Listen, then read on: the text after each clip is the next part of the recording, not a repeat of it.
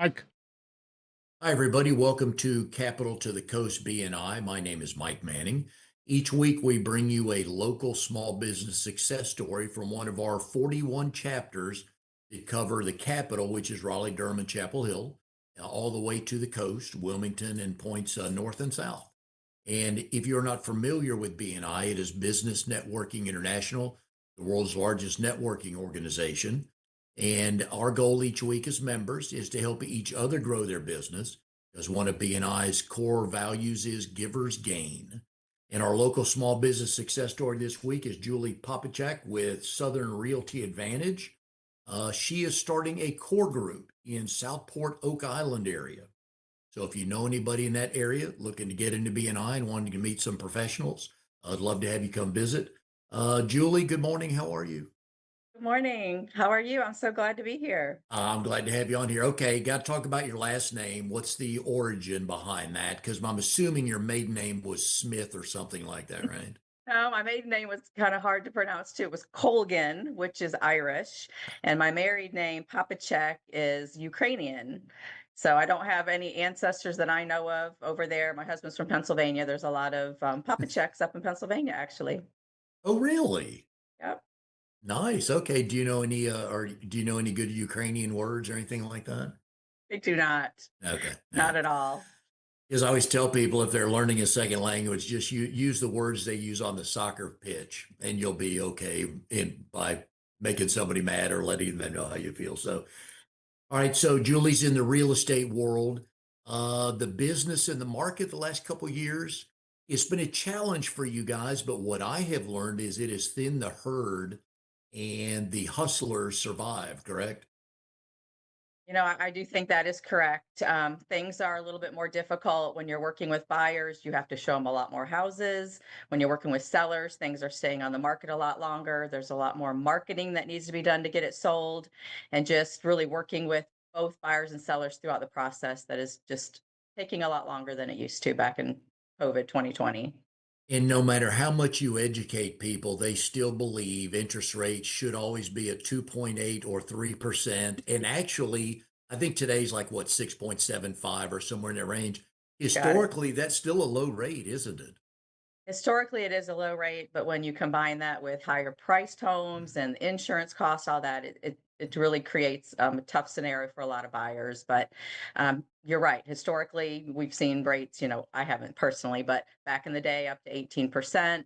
But it doesn't mean that it's not a great time to buy right now because there's so much more inventory out there. Buyers can be a lot choosier than they used to. Yeah, and back in the day when it was 3% and you were getting 12 offers for a listing and the asking price was 50,000 over and cash only and things like that. To buy a house today, you can do it. It's just different. And I don't think every time you're not going up against someone, but you're probably not going to go up against many other bids every time, are you? We're not seeing that today like we did, 5 years ago. Typically, when I'm working with a buyer, they can actually take a day or two to think about it. We see a property, they like it, they can do their homework because we're not worried that it's going to go under contract, in the next 5 minutes. So a lot of times they can either come in under list price, sellers will still, work with them. They can ask for more personal property than they did in the past, and we can structure it to where maybe sellers will pay a home warranty or seller concession to help toward closing costs. So there's just a lot more available to buyers right now just because the way the market is. So back in the day when it was just nuts, 3%, 2.8%, stuff like that, where was the wildest place you wrote an offer? And did you ever write an offer before you actually showed your buyers the house? Yes. So when I first got into real estate back in COVID 2020, that's when the market was super hot. I was brand new, so just kind of getting into it. But working with a buyer, a lot of these buyers were, in California, up north. We would do a Zoom or I would do some type of FaceTime and show them the property. And they wouldn't have time to physically get on a plane and come see the property. So we would write an offer sight unseen, ridiculous amount of due diligence. I think I had one that was like $50,000 due diligence on a $500,000 property, which is pretty significant. And then if they come down here and they don't like it, you back away for any or no reason, you lose your due diligence. That's North Carolina contract law. So yeah, that was crazy days. Today we see about 1% of the purchase price as due diligence money, which is much more reasonable. If somebody does have to walk away, it's not going to hurt quite as bad as if they're putting down that mega due diligence money. So the first thing potential buyers, so if somebody's thinking about buying a house or getting ready to buy one, first thing they look at is the interest rate and they see that and they're like, oh, you hear the groans and all the, stuff like that. But so what are some of the things they can get into place to make it not so bad initially? Because we know one day the rates will go down. Right. You'd be surprised though, when I start off working with a buyer, a lot of times they're clueless. Like they don't even know what the interest rates are. They don't really know how much they can afford. They just see 5 properties they want to go look at. Well, it doesn't help anybody if I just go show them those 5 properties. So we have a conversation first. We talk through, okay, have you talked with the lender? Have you gotten pre-approved? And if not, I always give them some names so they can go have that conversation first. But yeah, how much can I afford really is number one.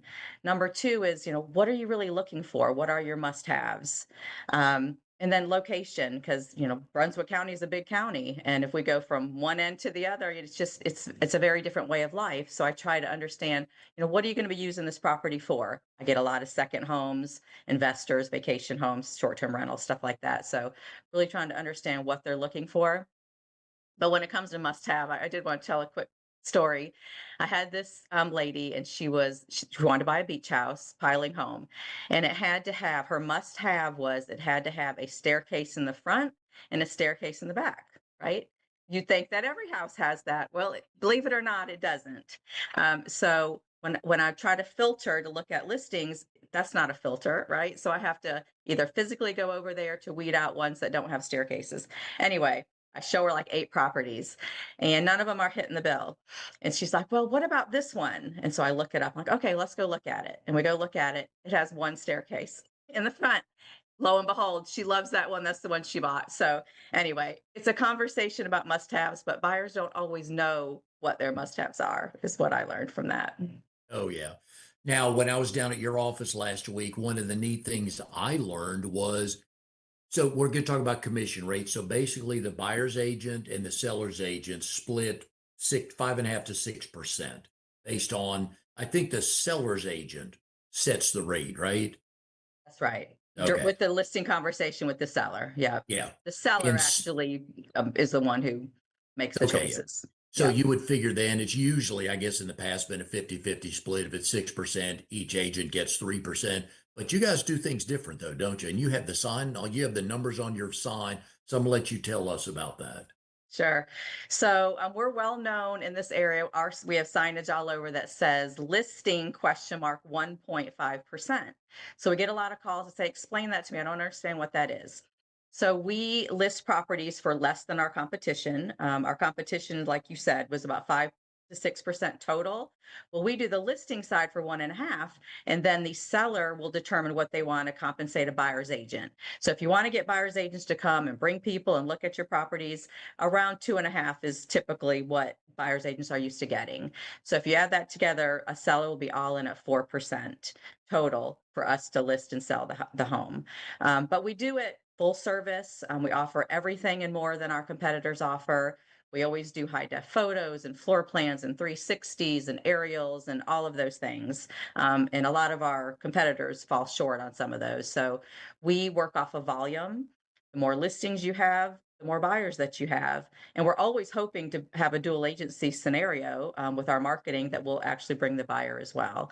So we started this over 2 years ago, kind of with the unique business model.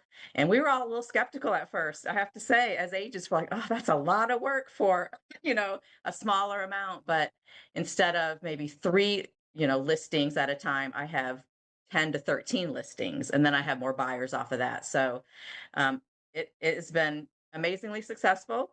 It wasn't my idea. I wish I could, take benefit of it or claim of it, but it was the builder who owns our firm. It was his idea. He's just a fabulous businessman, and anyway, we all trusted him, and it's really doing well. And I don't believe many sellers know that they have a say so in the commission rate that's charged. I don't think they do realize that. And there was a big lawsuit, a year or so ago that really stemmed from the fact that sellers felt forced to pay all the commission. They didn't understand it. And as a result of the lawsuit, there's more transparency in communication and documentation of who pays what and how much. So that's really kind of the basis of the lawsuit and the findings. So yeah, sellers do have a choice. The hard part is that they can list their home and they can pay zero for a buyer's agent. But the problem is, it's just that buyer's agents would then have to have the buyer pay the commission, and buyers aren't used to paying the commission.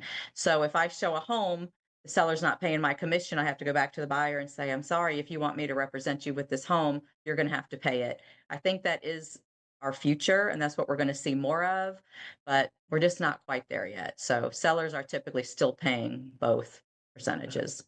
Interesting. Yeah. Yeah. And that's just another good thing to know about when you're the buyer or the seller. Have somebody like you explain, okay, how does this work? And because most of us are clueless on the times we bought houses. So, Right. all right. So you came from the medical world into real estate. What triggered that change? And then let's talk about how it got to the point where you finally did make that change. Yeah. So actually, real estate is my third career, which is so nice that you can actually make changes in life like that. I started out in banking right out of college, did that for about 10 years, went back to school for nursing, worked as a cardiac nurse for about 15 years, did both. Half my career was hands on, half of it was management. And then COVID hit. I was already working from home doing like a clinical stuff, internet based. My husband was working in a high rise in Charlotte. And then with COVID, we were both working from home. Well, we had already bought a beach house on Oak Island. And my husband's like, I'm not going back to the office. I just, once you get used to working from home, he was part of the great resignation, right? Everybody wanted to stay working from home. So at this point, my boys were out of the house. We were kind of empty nesters. Like, let's just do it. Let's kind of go into our pre retirement years doing something that we're just really passionate about. And my husband and I had gotten into real estate, both passionate about it from way back when. We flipped houses back when our kids were just, toddlers. Did some long-term rentals. Just really loved it. Right? He's very skilled at renovations and fixing things. And I really loved the hunt of finding a property for a really good price and negotiating and all that. So we're like, you know what? I'm going to get licensed in real estate so I can find my own properties. I never thought about working with the public. Just never crossed my mind. So I went ahead and got licensed while I was still working in nursing, so I could sell my house in South Carolina. We lived right outside of Charlotte. And so I got licensed and sold that. I had my first sale at Oak Island because we were kind of back and forth there for many months. And it was a family member. And so I got licensed in North Carolina and sold her a beach house. And then once we decided, we're just going to make the change, move down here permanently, I went ahead and got hooked up with a local boutique firm here on the island. I saw their signage was everywhere. And I'm like, oh, I contacted the agent and I said, can I do some open houses for you? Like I was independent. I worked for a company. I was just solo. And he's like, well, why don't you come and just talk to me about working with us? So I did. And then once I felt comfortable with this great team that I had joined, I went ahead and resigned from nursing and then jumped in with both feet. And the rest is history. Do you still have your nursing license? I do. So I'll keep it active. I worked way too hard to get it. Yeah. So, plus, when you have a license, I can do medical missionary work. I can volunteer. There's a lot you can still Oh, do. So I plan to keep it active until I'm just no longer able to do that kind of thing. okay. And how many CEUs a year do you have to go back to get training, stuff like that? Yeah, 30 every 2 years. Yep, Oh, 30 hours every 2 years. So not ridiculous. It's okay. more than real estate. So it's funny when my real estate comes up for renewal and my nursing, I'm just like crazy busy getting it all done. You're in class for sure. So day one, what was your goal on how you were going to get the word out that you are now a full-time realtor? The funny thing is, like, I didn't have that mindset at the time. Like, I had jumped into this.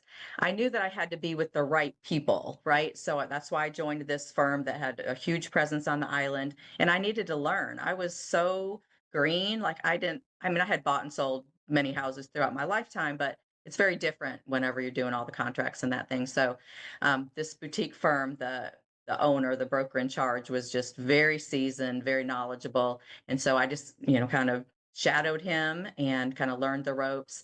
And it wasn't until probably 6 months into it that I'm like, you know what? I really have to start doing this marketing thing. Like, I got to get my name out there. I got to get involved. Like, the first 6 months, my mind wasn't even there. It was just about trying to learn the ropes of how to do this job.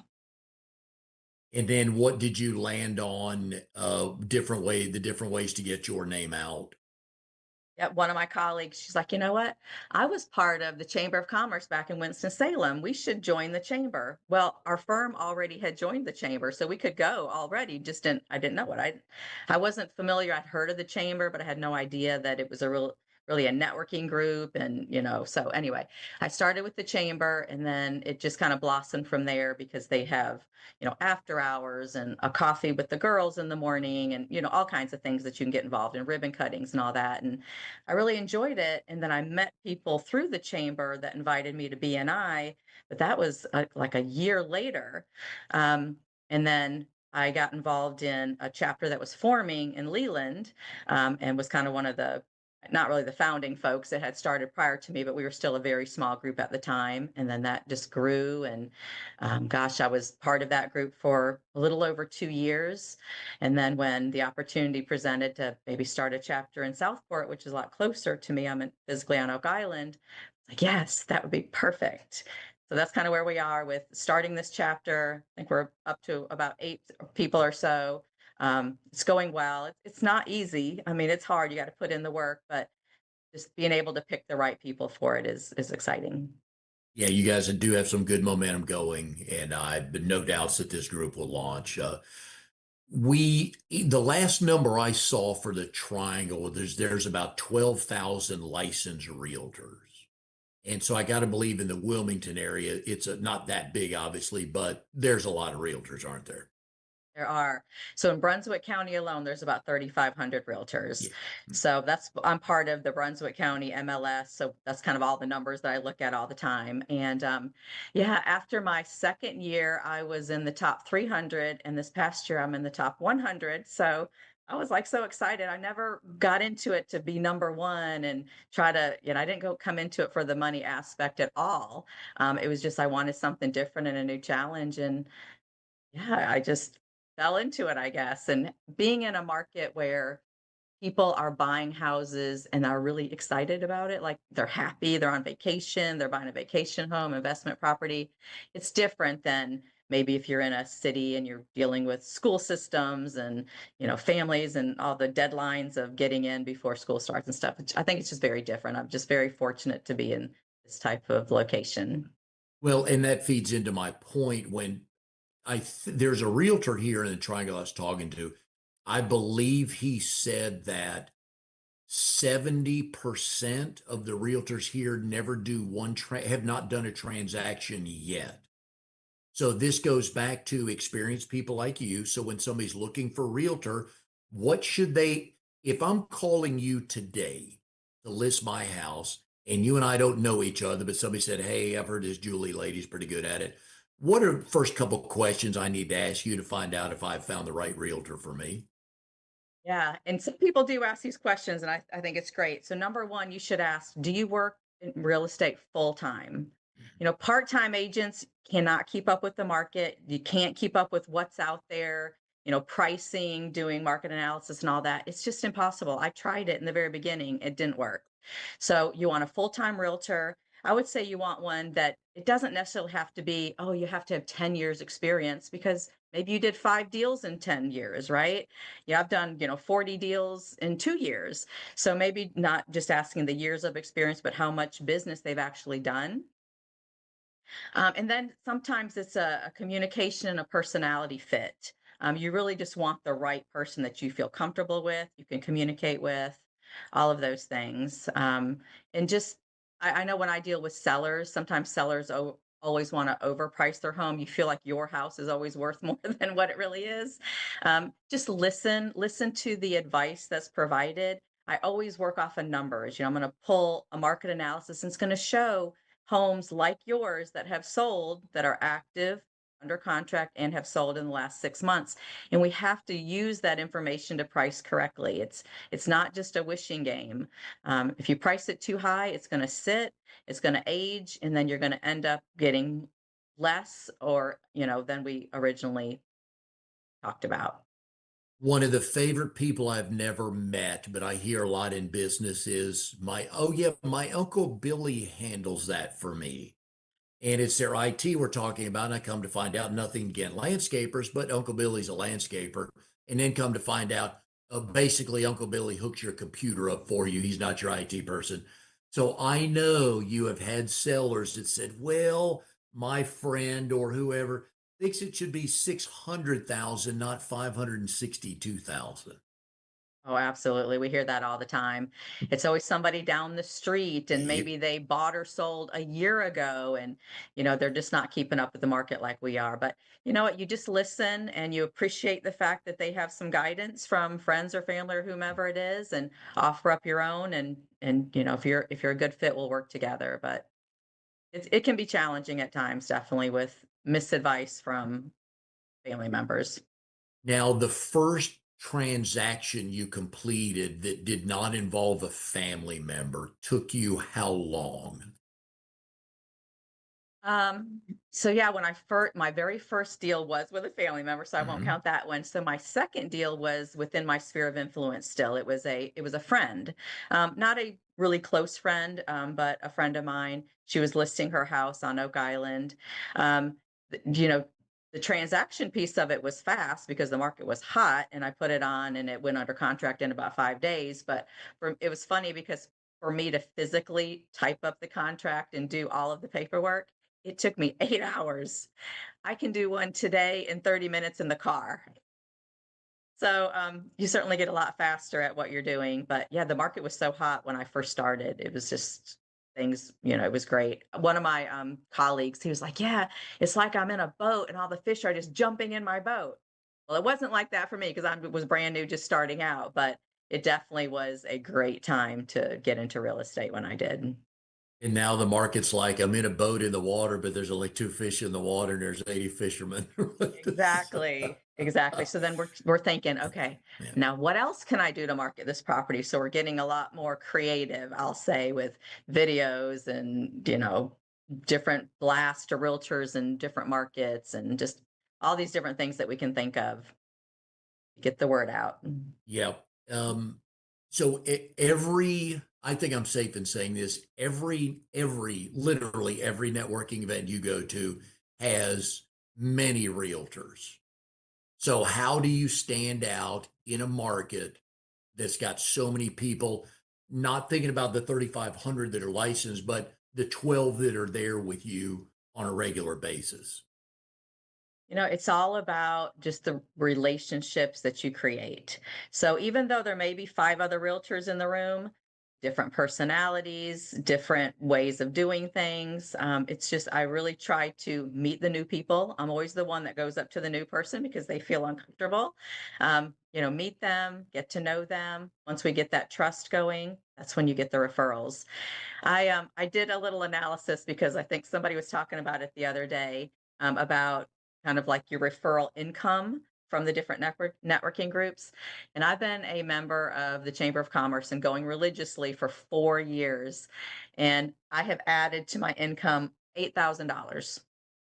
So in 2 years in BNI, I've added about $45,000 to my income. So the difference is pretty amazing. I mean, I know it's a lot more structured and all that, but the relationships that you create are deeper. And just that trust, it's not the same when you just go, every now and then to like a chamber event. And it's probably good for you to get to know the other realtors. You may work with them one day, you represent one, they represent the other, or you may one day hire them, or they may one day decide to leave and they're an independent and they sell you their book of business or whatever. But I'm guessing you Absolutely. find a way to go meet new realtors, right? Absolutely. So, part of Real Producers, this one group that I'm in, it's all realtors. And people are like, why do you go there? It's just a bunch of realtors, but exactly the same reasons that you just said, creating those Mhm. relationships. I had a realtor that I did a transaction with on Oak Island. It was her mother, and she's an agent out of Raleigh.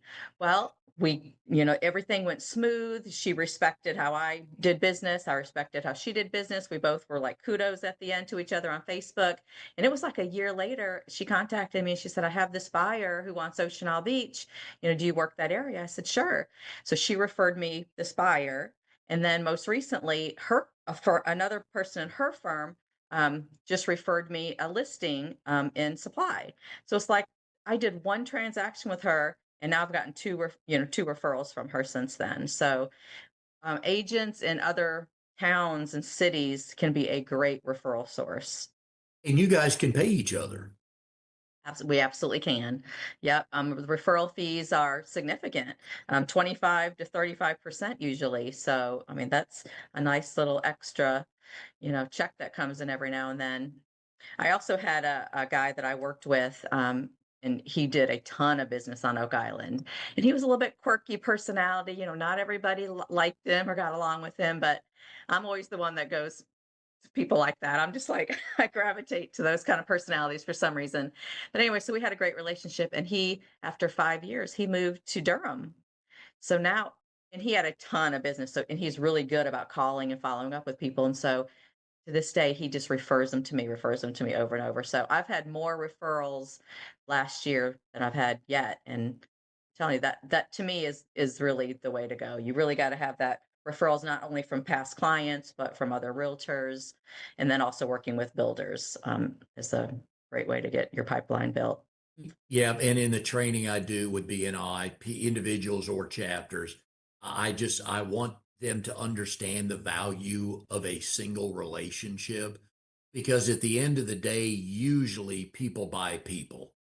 And if somebody that says, hey, you got to talk to Julie about this. And I trust them. I'm going to call you no questions asked because I trust them. They trust you. I'm good. And sometimes it's hard to get people to understand that it's okay to meet everybody, but you build up that trust and all of a sudden your phone's going to ring. Yep, I think real estate is one of those businesses that you just don't want to find and pick somebody off the internet. I mean, you really want somebody that you're going to feel comfortable with. This is a huge dollar amount. It might be the largest purchase you make in your lifetime. So having that right person is so important. I know some realtors, and I think it's just different. I don't know if it's good or bad, but I know some realtors buy leads from Zillow and places like that. Have you tried that and do they pan out? I did. So early on, this was before I moved to Oak Island, I started buying these Zillow leads, and they are so darn expensive for one. And they were terrible. Like the people that would come, it would automatically come to your phone and they would think that you're the listing agent because that's kind of how Zillow promotes it. The listing comes up, oh, you want to speak to the agent? Hit the number. Well, I wasn't the listing agent, so I have to look up the information and people would get frustrated like, oh, I want the listing agent. Click. That was $500 I just lost. So I wasn't a big fan of buying leads. Instead, our business model is that lower cost listing rate, and so we prefer to do that over buying any leads. So no, we have a website that, we can do lead capture and stuff like that. But we're not in the business of buying leads. When was there a moment or a transaction or a point in time where you knew, hey, I think this is going to work? I think after when I first started, I had like three listings back to back. And I was like, I love doing all the research, doing the market analysis, the number crunching. I'm a numbers person, so that was really I really enjoyed that. And I was successful at it. And a lot of times when realtors are brand new, they're not allowed to do listings. They're only allowed to help buyers. So that was not the case where I was working, which I was very thankful for. And so I was like, gosh, I can see myself as just as a listing agent. Some people just differentiate themselves and just do one side or the other. And then I started working with buyers and had kind of the same success. So really after, gosh, probably the first couple of months when things just started flowing and just the pipeline started building, I was like, I did not think it would be, I'm not going to say easy because this is not an easy job, but it was just it took off a lot faster than I expected. Like I thought, oh gosh, I have to have this big, cushion of money because it could be 6 months before you get your first deal. And luckily, I was in a position that all of that was fine. I was on my husband's insurance. We were financially fine. Um, so I didn't have that pressure, that financial pressure, but I could have made it without it because everything just took off so fast. So Well, when you had those three listings at once, you were on top of the world, weren't you? my gosh, it's you right. It's that emotional roller coaster. It's so exciting. And then it's so exciting when an offer comes in and it's not exciting when you have a listing that's getting ready to expire and it's just not you're not getting enough showings. And that's kind of the market we're in now. But you have to go through the highs and the lows, and anybody that's been in this business a long time will tell you you just push through it both, and things are going to turn back around. They already are. We're not affected at the coast, I don't think, quite as much maybe as further inland.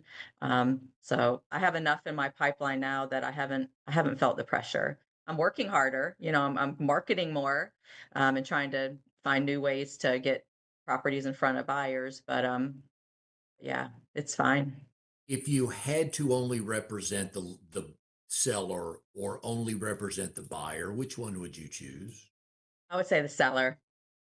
Yeah, I love talking to sellers and help breaking down all the costs. And this is what you're going to walk away. This is your net after everything is said and done. Because so many people don't understand, okay, the closing costs and the attorneys and the excise tax and this and that. I love going through the education process.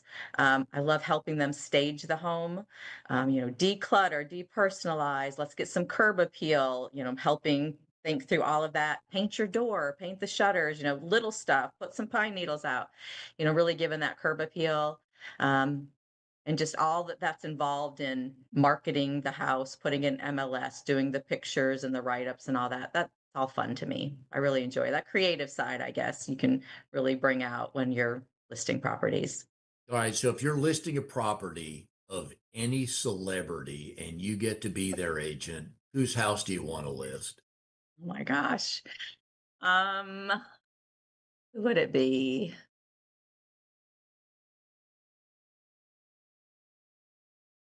That's a hard one, Mike. Let me think. Well, give me one or two. It would be what's the guy? I just watched this movie. I'm terrible with names. What's the guy from Happy Gilmore? Oh, Adam Sandler. It's Adam Okay, Sandler, because nice. I would want somebody with a sense of humor, somebody that I can work with, have fun with, and help to make money. Yeah, So he would be a cool one to work with. We and watched it's that probably silly. it's probably a $30 million house too, right? Oh yeah, But yeah. We watched the second one, Happy yeah, Gilmore 2, this yeah. weekend. So that was on my mind. But I would imagine out in the LA area, a realtor's getting what at best 1% because some of those houses are so big. I don't think so. So I love in my spare time to watch $1 Million Listing and Selling Sunset. It's kind of crazy, you do real estate all day, and then I want to watch these crazy shows at night. But and they always put like their commission on there, and these are like $20 million properties. And when I add it up, they're still getting 6%. I don't think it's different. Around here, if it's like a $2 million property, that's an expensive property for Oak Island. We'll see like 2% on the buy side. Sellers still probably paying, 2.5. So we do lower it a little bit for higher dollar properties, but I don't know. I think you have to Nice. Yeah. really have the high commissions to live out there. Yep. All right. So one of my favorite questions to ask my married guest, your name, you had mentioned Steve earlier, your husband. So how did you two meet, and do you both tell the story the same way? Um, he likes to go long, drawn out stories. I'm the short and sweet. We So do. We I husbands do. was Yes. I was in college. I was at NC State. He was just starting. He had gotten out of the military. He was in the Marine Corps for 6 years. So he had just moved to Raleigh and he was just starting college. I was just getting ready to graduate. So we were in very different places in our life. But my boss at the time, I worked for State Employees Credit Union. My boss was dating my husband's twin brother. And she invited me to meet him at Alive After Five, which was it's in Raleigh. It's like an outdoor music type thing on Thursday nights. So I go to Alive After Five and meet him, and we just started dating, and we dated for 3 years. before he finally proposed. And at that time, I had graduated, started working, and he was in school working. So yeah, life was a little challenging at first because yeah, we were both just in different places. But the rest is history. We've been married since, let's see, my son was born in 1997, since 1996. So I just have to do the math. Yep, Remember how I'm many with you. years that is anymore. I just always remember the date because of my son's Yeah. birthday. So when did you, okay, so you're dating for a while. When did you think that was going to work out? We did everything together. We just were like two peas in a pod. So I really knew it would work out. But I think, we were both from divorced families and, he Uh, was just wanted to make sure this was right yep. before we jumped into it. So I think we were kind of smart in that respect. Yeah, then we ended up buying a house before we got married. We were in a lease and the lease ran out, whatever. So we went to an open house and people say, oh, houses never sell during open houses, right? That's what you hear. We went to an open house. It was this cute little ranch out in the country of Clayton. And we decided, you know what, we could buy this cheaper than we could rent. So we went ahead and, bought it. And I think we ended up getting married like a few months later. So it was just, we bought it right before we got married. What was the interest rate back then? I remember it specifically, it was 7 3/4. Yep. So, and we didn't blink an eye at that. Like that was normal. Okay. Yeah. 7 3/4. But the house price was way less Yeah. and insurance and stuff was just a lot cheaper. So, but I Uh, mean, any chance you got some comments from family members about not buying a house before you're married? yes, right. That sounds risky. I can't imagine what I would tell my kids. Be like, oh, no, no, no. But it worked out. Yeah. And then we moved all around the United States with his job, and gosh, we've been all over. And yet, so you have two kids, grown and gone. You said any of them interested in the real estate world? My oldest seems very interested. Like we'll go on vacation. He's like, "Oh, how much does this cost?" And asking all these questions. And I want to buy an investment property. So he lives in Pueblo, Colorado. He's a stormwater engineer, and he's just a really smart cookie when it comes to money and finances. He's a big time saver. So he seems like he has some interest. I don't think he would ever do it full time, but I think he wants to learn enough to be able to buy investment properties and stuff for himself. And then my youngest, he's a welder in Gastonia, and he's the opposite. He spends money before he even gets it. He spends more than the money that's coming in before it even comes in. So it's funny how you have kids on both ends of the spectrum and raised in the same way, I think. We have that same, we have two boys, and yes, yeah. It's like sometimes you think, wait, they both came from us, huh? But it makes the household fun when you get together, sitting around the table talking about things and learning that. So, all It right. So I does. think you might be the first. So I think your episode like number 266, something like that. I Okay. think you may be the first guest I've had on here with a master's degree from Eastern New Mexico. So how does one get from, because I think you were raised in Selma, That's right? right. So you go from Selma to NC State. How do you get to New Mexico? Online. That's how you Oh, get I to was New about to be Mexico. impressed, Julie. Uh, yeah, I've been along the East Coast a lot, lived in a lot of different states, but I have not lived in New Mexico.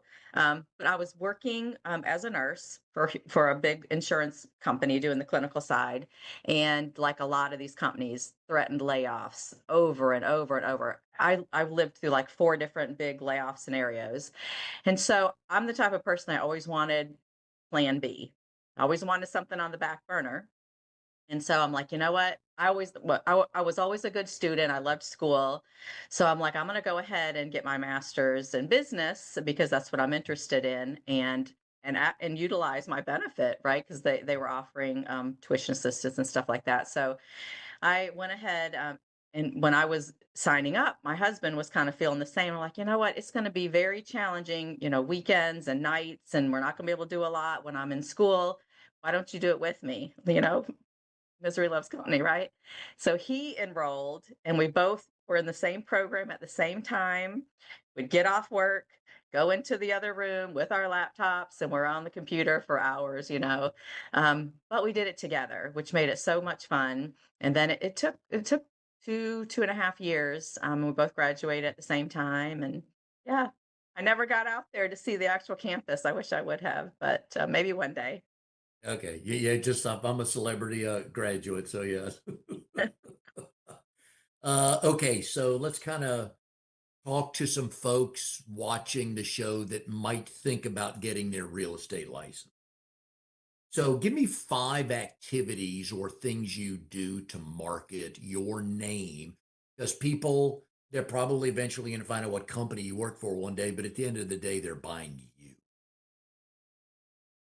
And this part of the business is challenging for me, the marketing side. But first of all, you have to have a social media presence. I don't love Facebook, I don't love Instagram, all that, but I do it because you have to be visible to people. And that's the first place they go to see if you're legit. So a business Facebook page, a personal Facebook page, an Instagram page, and I have a YouTube channel. I'm not super active on the YouTube channel yet, but it's a great place when I do videos. I can post videos up there. So videos is, I guess, would say number two. It kind of goes along with the social media, but um, doing videos was not really something I was excited about. I don't really like seeing myself on camera, but at the BNI chapter that I was part of in Leland, we had a marketing group, Air Media, that Abram. Yep. Abram's did been on the show. videos and all of Abram that. Bryan with Air Media, folks. HEIR, Air Media in Wilmington. You would like them. Please find them if y'all do videos because they know what they're doing. They do, and they're family owned, hence the name HEIR Air Media. So they came down and they did videos for our entire firm, and then I did videos just specifically for me. We posted them on our YouTube channels, and then doing videos specifically with houses. So getting in front of the house and having the videographer, do videos specifically and posting them all over the place. So that certainly helped. Your website. So having a website that you can capture leads on shows all of your listings, your bio, all of those things. What else? Networking. Yeah, just the networking groups that just get involved and get involved early. That's the one thing that, like I mentioned earlier, it took me good 6 months to realize that this is something that you got to do. And then just get involved. And then it's not a chore. It's you'll enjoy it. You'll be excited to go. In the beginning, it's you feel a little uncomfortable when you just don't know what to expect. But yeah, getting involved, volunteer work, and then just social activities that you enjoy. I do book club. I go to a workout place. I do a couple of different exercise classes. I've gotten leads and referrals from all of those, not because I'm trying, but I just know these people, right? From fun activities that you do that you want to do anyway. So that gets your name out. And then every advertising piece that makes sense to me, I do radio, menus, having your business card on menus in the restaurants here locally. We do bench marketing. So the benches that sit out front of restaurants, have our um, advertisement on there. So, and then I talk to people and they're like, oh, I see you everywhere, all over the island. Your signage for the real estate signs, open house signs with your face on it, magnets with your face on it on your car, all of that. Is how I've done it. And you just keep trying new things. Like, okay, well, I don't know if this is really working, but I'm going to try something else. And we have a big billboard down Highway 211. Billboards can be very expensive, but put your face on it, even if you don't want to. You got to have your face on the billboard. And then we had our, value prop, our 1.5 on there. So between the faces and the 1.5, we've gotten so many phone calls just off of that billboard. And we only have one. Some people have multiple, but one was within our budget and it's working well for us. Very nice. So I And don't I know if that was always, five. That might have been no, more than five, Mike. no, but that's what we're here for. Yeah. I always say when I'm headed your way, depending on how I drive down there, I see James Diaz's billboard too.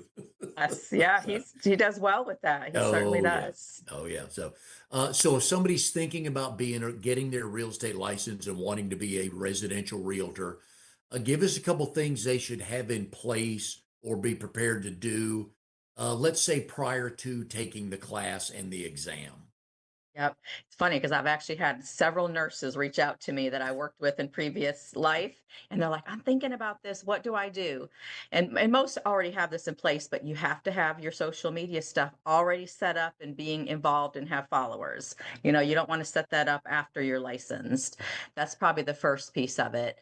The second is if you're not already involved in, you know, committees, volunteer groups, different things, get involved. You want to already have that established. And then when you get licensed, you can say, hey, by the way, I'm licensed now, and bring up that conversation. So those are probably the two things. Number three would be have your finances in order, especially if you're, a single person, and then you're going to be working 100% commission based. You don't know when your next paycheck is going to be. You have to be prepared for that. Have a cushion, be ready.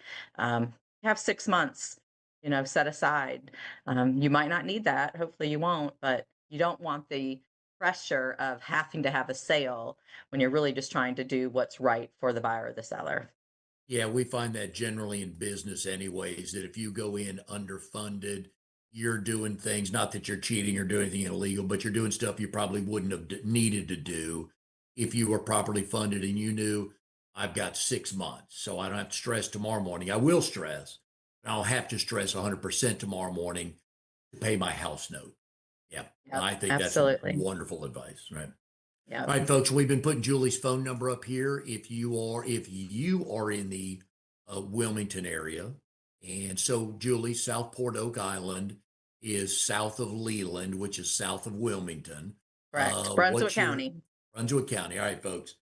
So Brunswick County, if you live there or you have family, friends, or clients either living down there or wanting to buy a property down there, you need to find a veteran, experienced realtor like Julie. So we've been putting her number up there. So please give her a call. She'll chat with you. No, you don't need to sign anything yet. She'll chat with you. Just kind of see where you both are, see if it fits. So I Absolutely. imagine you get a lot of those calls, right? And some Yeah. lead to something and some eventually lead to something.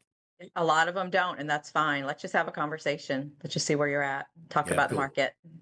Well, Julie, it's been fun having you on the show. Love the realtor stories about what that life is like at 100% commission and you're battling 3,500 competitors. Thank you so much. I really enjoyed it. Yep. So again, if you're down in the Southport Oak Island area, get in touch with Julie. If you're interested in visiting or joining her core group, please do. And we will see everybody next time on Capital to the Coast BNI.